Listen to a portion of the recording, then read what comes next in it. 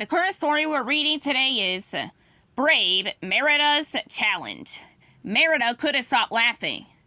You three wee bounds, think you could climb the Crone's Tooth? The Crone's Tooth, was the tallest mountain around. Only the biggest and bravest people have climbed it, including me, she continued. Don't even try. Harris, Hubert, and Hamish scowled.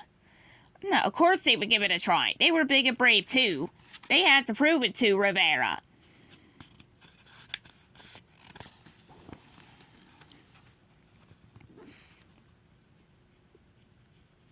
Now, as they stood at the foot of the towering rock, Harris and Hubert weren't so sure it was a good idea.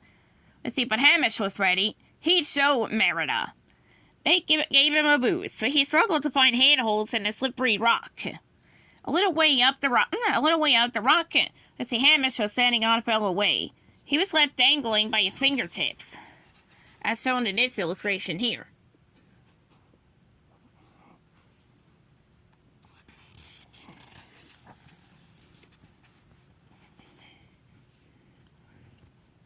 Harris and Hubert, hurried to fetch Merida.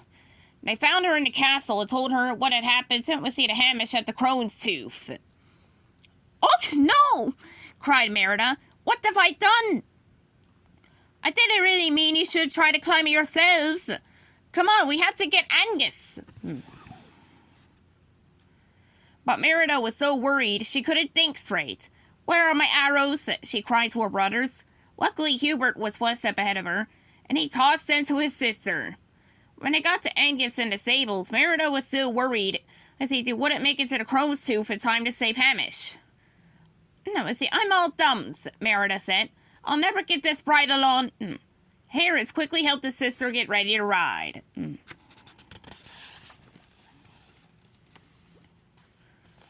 Soon, they were galloping toward the Crone's Tooth. Faster, Angus, Merida urged. Faster!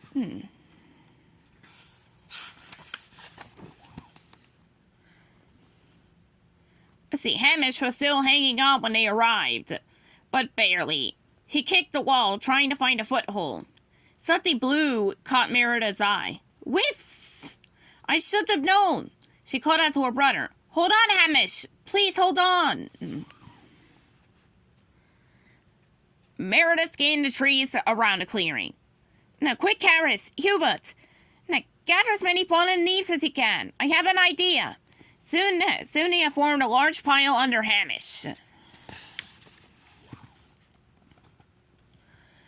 Merida looped a rope around her waist and knotted it tightly. She tied the end to an arrow. Stepping back, she sent the arrow flying over the high branch of a tree.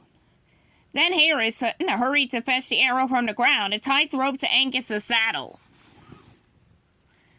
Angus, Merida said, walk up that hill. The branch groaned as Angus pulled the rope taut. Everyone held their breath.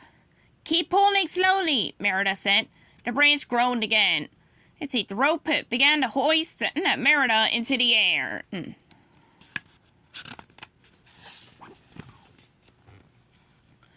Fragments of rock pattered down as Hamish began to lose his grip.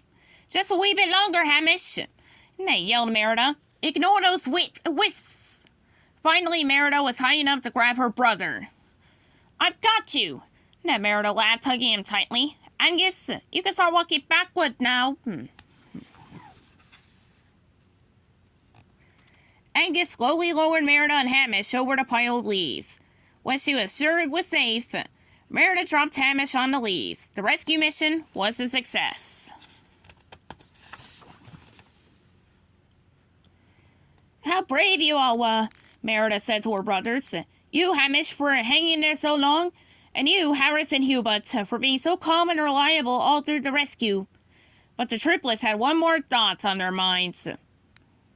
As the wisps flew away to cause mischief elsewhere, the brothers crossed their arms and looked to their sister. Okay, said Merida, laughing. I promise I won't question your bravery again. The end.